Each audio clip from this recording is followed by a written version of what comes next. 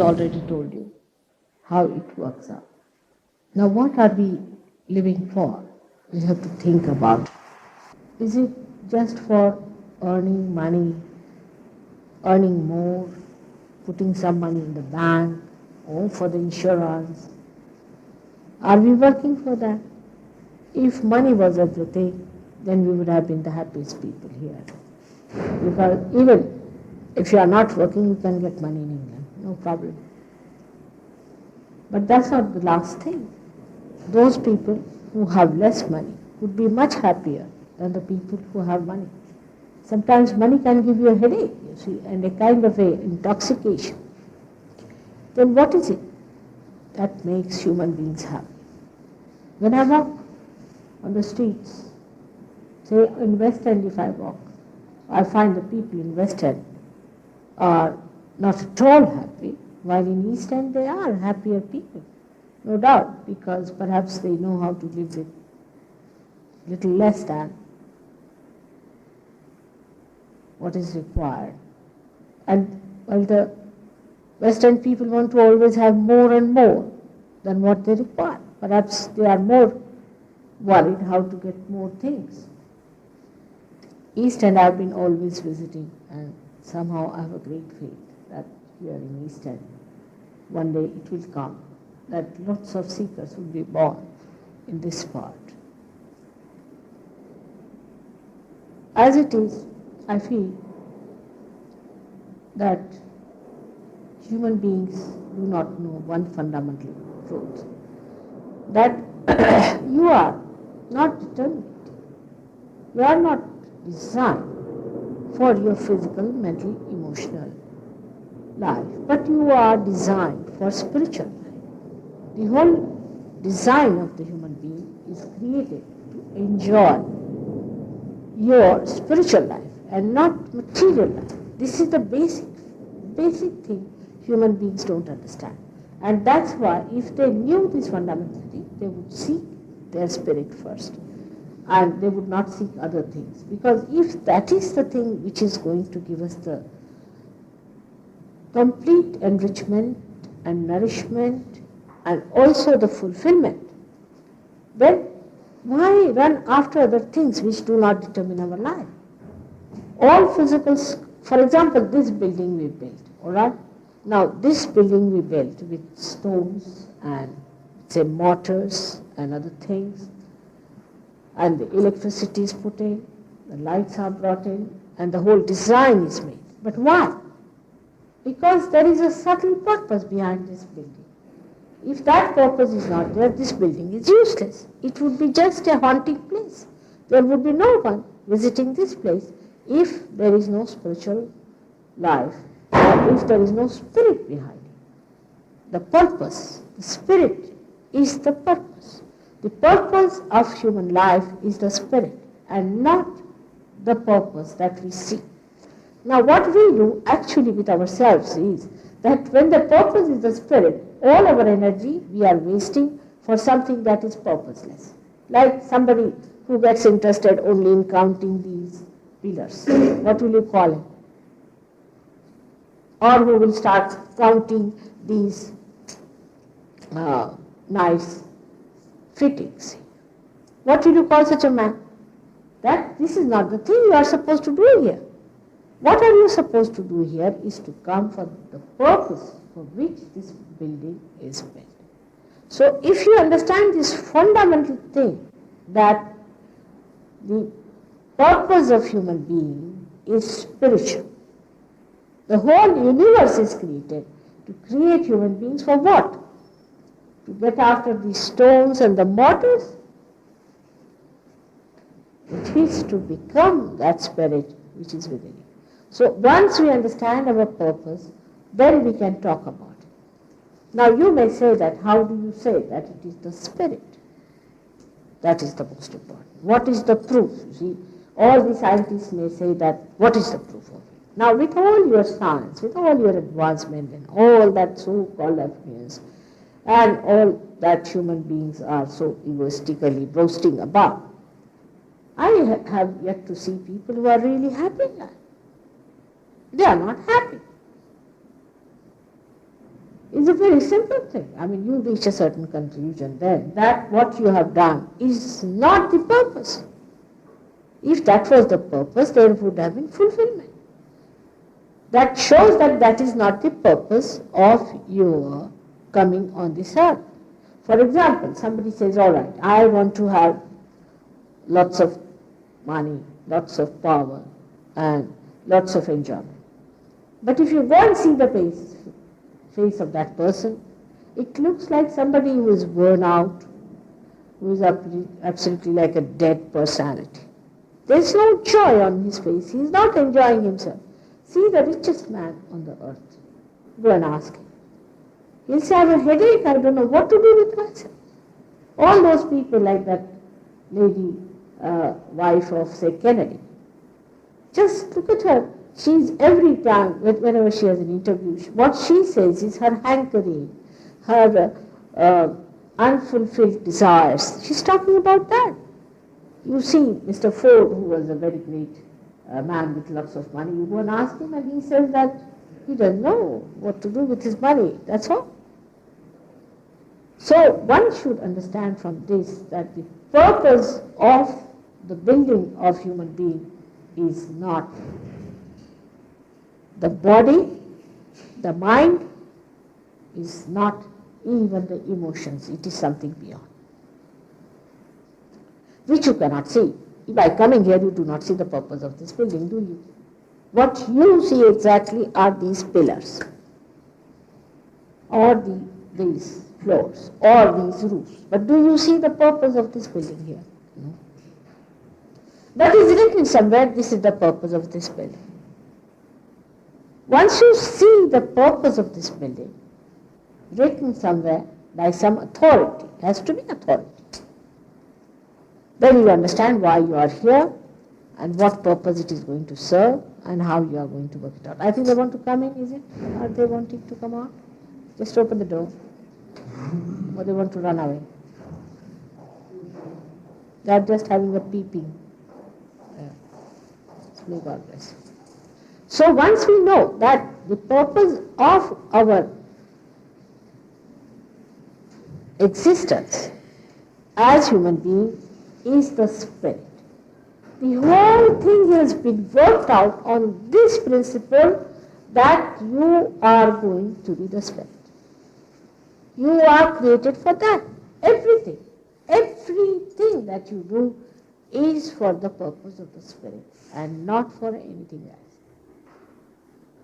There are so many ways by which you understand that the purpose of your existence, that determines your existence, is spirit. For example, we have had people on this earth who talked of spirit. They said you have to be born again to be the spirit. They have talked not only Christ, not only in India, not only in China, everywhere we have been having people who have been saying that you have to know your spirit. You have to have your self-realization. You are to be born again. Everyone is saying that. It's not only that I'm saying, but every one of them are saying. Now those who were fake people, those who came for a short time, those who tried to put the attention on something else, were found out in no time. For example, Rasputin, he came in, he talked of lots of things, he's lost. Now nobody bothers about Rasputin. Then came, say for example, Hitler, he came. People were enamored by him. Oh, Hitler is great. The whole nation was enamored. All the nations. At that time we're talking of Hitler, thinking he was very powerful. When he died, people are saying he was a very, very cruel and a brutal person. He was satanic.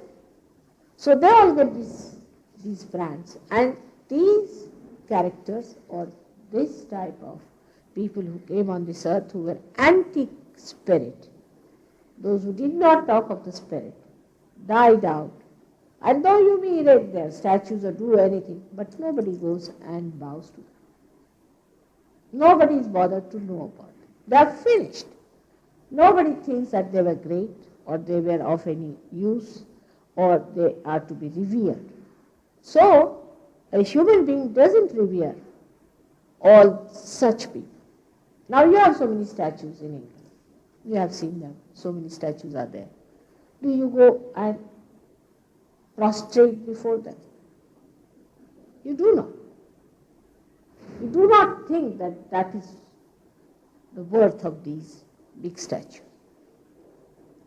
Once I went to see a very big castle in India, in Agra, which is a very famous castle. And this castle was occupied by very, very big emperors, Mughal emperors who lived there, who built it. And they had huge big retina of servants and other lords and all that used to come there. And big huge halls, beautifully made with all kinds of mirror work and what you call the embroidered things, and also beautifully carved. Every sort of an art was there, working, worked out, and which had made it look very beautiful and nice. And we all went there to see it as a tourist place. Everybody goes there to see that. And it so happened that we had a guide who was telling us, and it became very late in the night. And it became absolutely dark. And we lost our way a little bit. And there was no light anywhere. It was all dark, completely dark. And we had to find our way out. And I felt the whole place is just haunted. There's no one. There is no one who is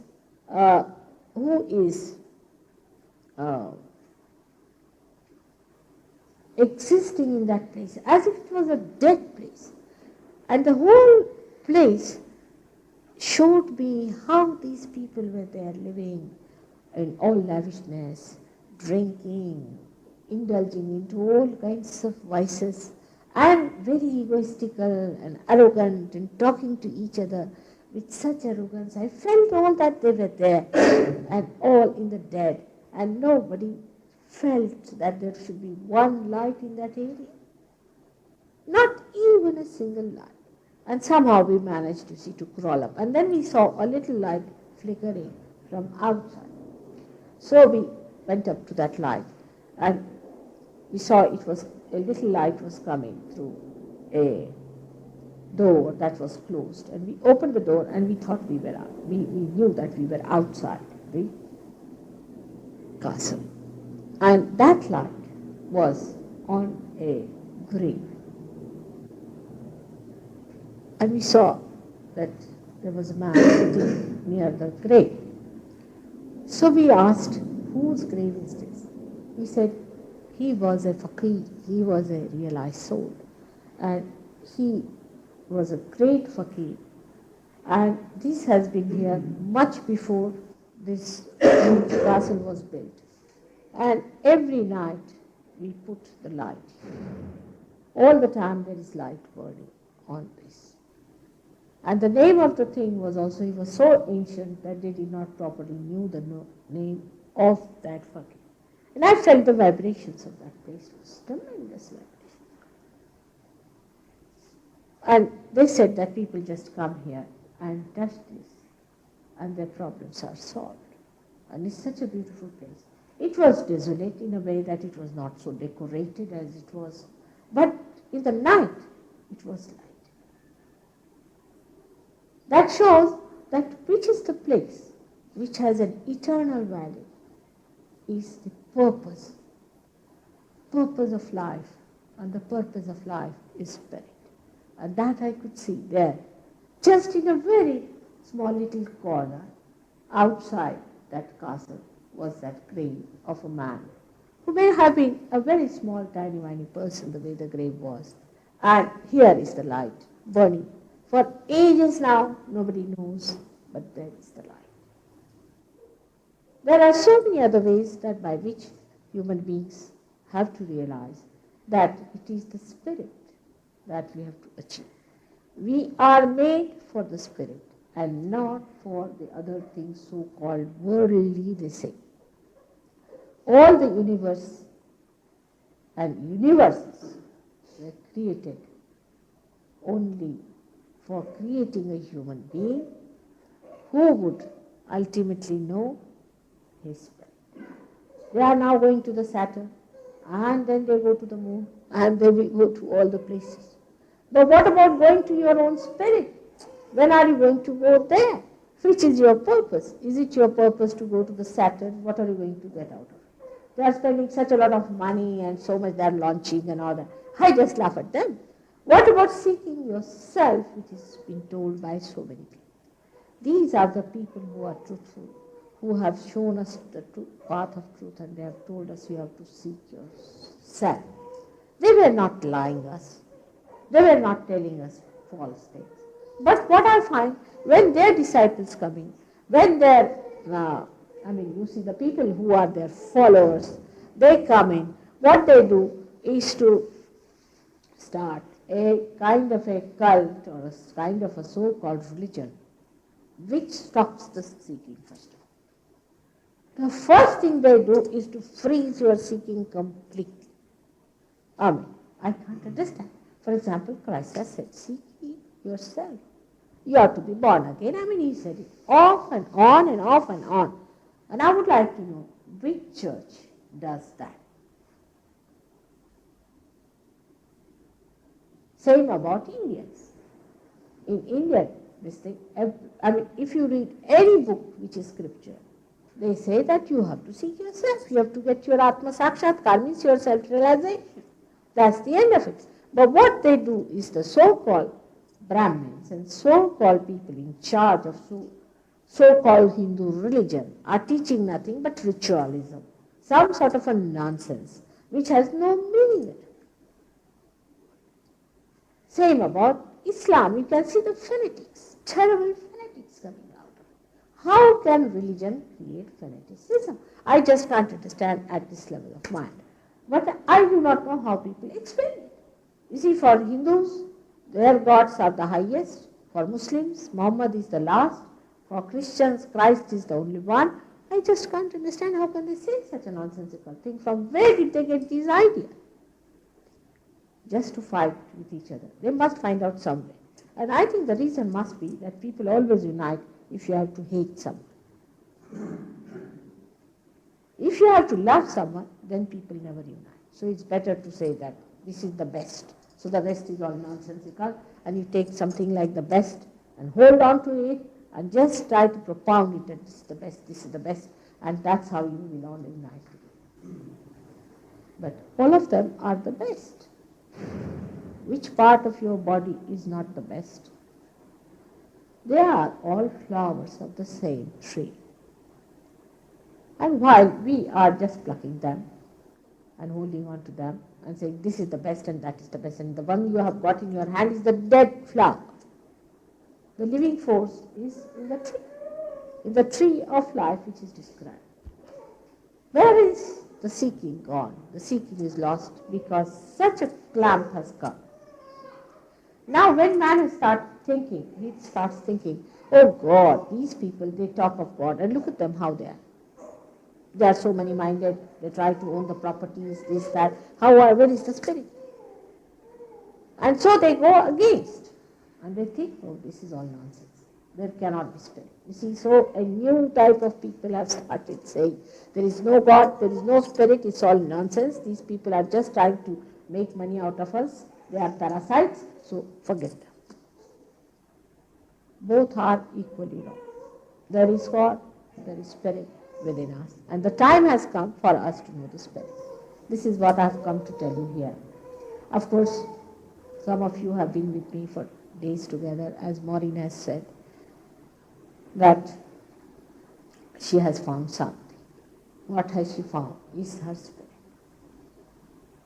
She, like many other young people, have been really of the category of seekers. There are really human beings who are seekers. They are born like that. They are seekers.